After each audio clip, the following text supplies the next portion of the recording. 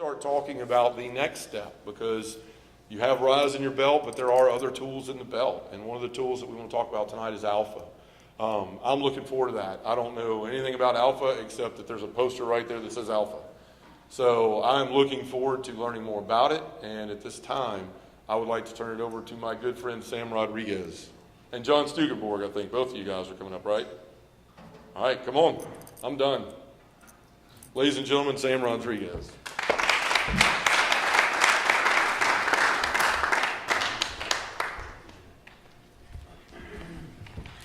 Hello, everybody. So I know some of you might be familiar with Alpha already. Can I see a show of hands as to how many people are familiar with Alpha already? Okay, we've got some folks, but I think it's fair to say that not everybody in this room knows what Alpha is. Oh, thank you. Just got some technical assistance.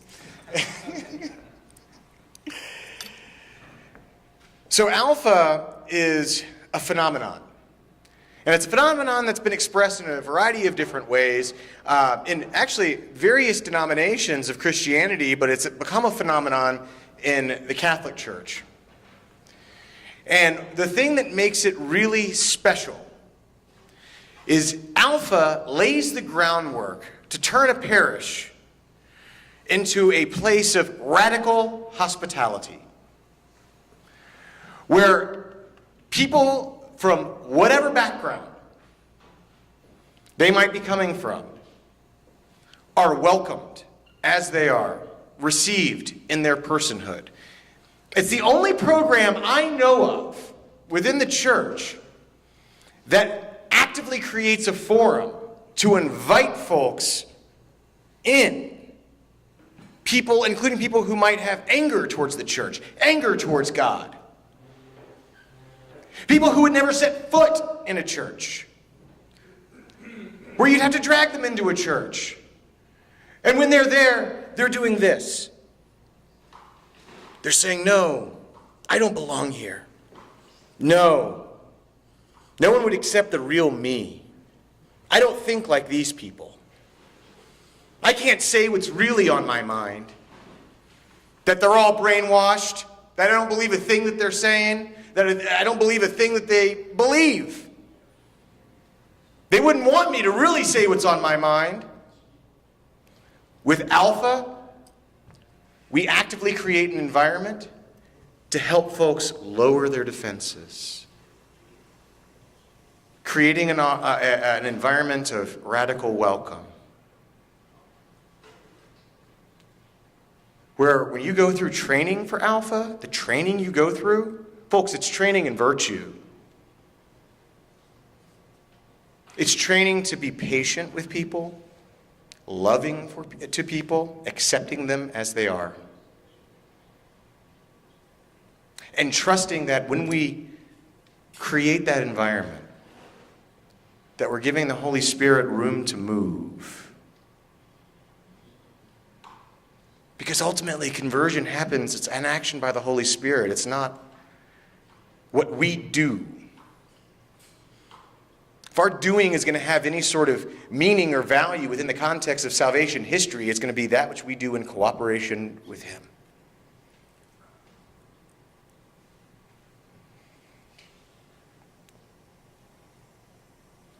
All of us know people who have left the church, who might have never been a part of the church, people who don't believe in God. People who might have once believed in God, but then got hurt. Decided that God just wasn't for them. We all know people like that. Folks, we all love people like that.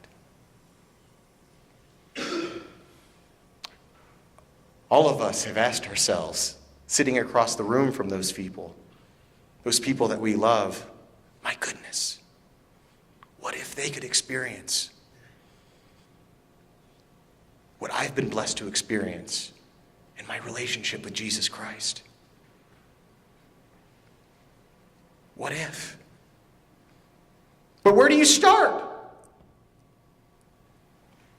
Where do you start? The starting point is Alpha. Now, what does a night of Alpha look like? Starts out with a meet and greet session, similar to a cocktail party atmosphere. People get their name tags. There's the shaking of hands, what you might call small talk. But it's not just small talk. Every single thing that is said and done is intentional. We are trained when we do Alpha to not ask, hey, where do you go to church? In fact, we're trained to not even ask, what do you do for a living? Why? Well, what if they're ashamed of what they do for a living? If they can't accept themselves, how are they going to accept the fact that others are there to accept them? Alpha is radically oriented in every single aspect to create an environment to where people can really feel at home in a church environment, regardless of what they believe. Once they're received, dinner is served. They sit down, there's a communal meal.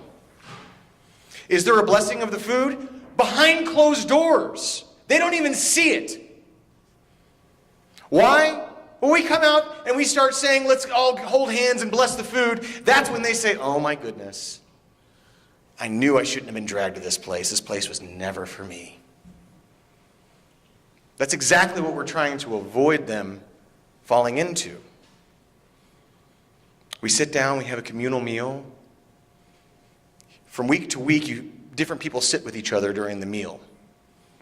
We're just building a sense of family, camaraderie, a sense of belonging,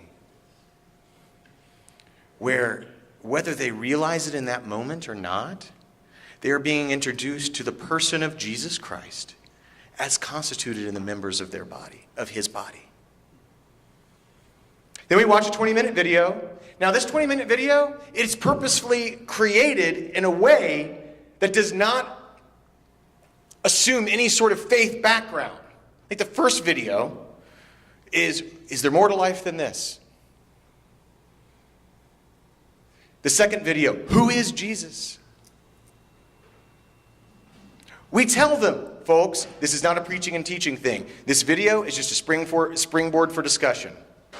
We break into small groups, and it's the same small group that you have the same small group every single week. Why? So you can build over time solidarity through vulnerability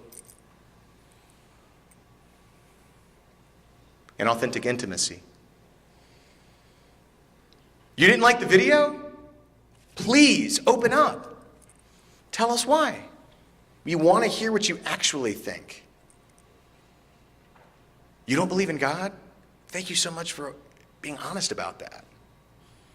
You struggle with the question of whether you believe in God? Oh, this is exactly, you are the type of person that this program is for. Thank you for coming. Thank you for sharing your perspective. That is the purpose of Alpha. To create an environment where people can really open up and they can experience the surprise of what it feels like to actually be loved for who they are and accepted for who they are, as they are, in a church environment. Happens over a 12-week period. In the middle of that period, there's also a retreat where during that retreat, for those who are inclined to receive intercessory prayer, they have the opportunity to have a spiritual encounter with the Holy Spirit. And folks, I can tell you, it has had a profound impact, and I've seen it have a profound impact. There's this woman, she was a French woman and a scientist.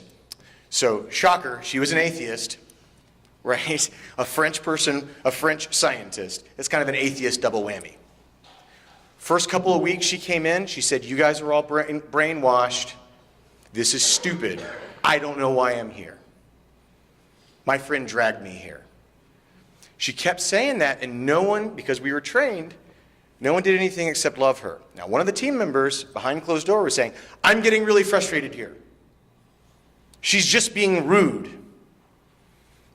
I need to just let her know that it's not okay to be rude. We said, no, just wait. wait. Just trust the process. Trust the process of creating room for the Holy Spirit to move. 8 weeks in, the same French woman said, I'm not saying I believe in God, but I'm saying that there's a joy and a peace that I experience here that I've not experienced anywhere else. And I don't know what I'm going to do when this is over. I'm going to miss this. Now, do I know whether she ended up going on to believe in God and having a conversion experience? No, I don't know that. I don't know what happened to her, but I know this for sure. I know that that was a very deeply impactful moment in her walk with God. And during that same process, leading up to that moment, that 8th week, where she had that epiphany that she shared, I can tell you that individual members from the group reached out to her, asked her for coffee, asked her for lunch. That's not the training. That's just something that they felt led to do because they wanted to get to know her as a person. They didn't invite her to coffee to read to her from the catechism or interrogate her about faith. It was just to get to know her as a person and to let her know that she's loved. And she walked out of that experience having, about 4 or 5 new friends. You know that that's going to make a difference for her life. Now, I want to talk to you for a second about the sort of impact that Alpha has had within the Catholic Church. There's a shining example in the Catholic Church right now, and it's called Our Lady of Good Counsel in Plymouth, Michigan. It's run by Father John Ricardo. He's the pastor. Before they started Alpha, they had about 3,000 people. After starting Alpha, within a matter of just a few years, during his tenure there were over 13,000 people. In fact, I believe it's over 14,000 people, if I'm not mistaken. Some of us have had the pleasure of getting to know members of that church, people who run their Alpha program. Some of us have asked them questions about their evangelism program and how it gets launched and what their secret is, so to speak. Well, we asked them, for example, how big was their RCIA class this year? You know what they said? It's not that big compared to previous years. It's only about 300. But here's the thing that's exciting to us. The vast majority of the people had no prior church affiliation. That's Alpha. That's Alpha.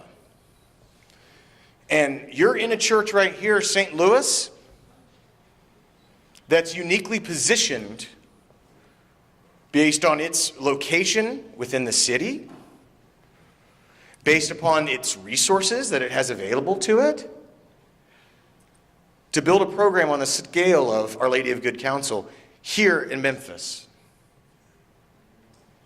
But there's many different flavors of Alpha, many different expressions of Alpha. And the plan is to start a perpetual Alpha here in St. Louis. It'll be a few months in all likelihood, but keep your eyes peeled. And start praying for people in your life if there's someone in your life who lives here in Memphis that you'd think, man, that's the last person I would ever try to bring to church. Put them first on your prayer list. And pray about whether or not you might be called to invite them to Alpha. Hey, come have a meal with me. It's no big deal. Yeah, it's at a church, but we actually want to you get to open up and just say whatever it is you think about religion. They actually want to hear what you have to say. That's happening here in St. Louis. That's in the works right now. Right now, there's also another Alpha that's currently launched here in Memphis. Resurrection Catholic Church. I'm the session leader for that. It's happening right now. It just started on Tuesday.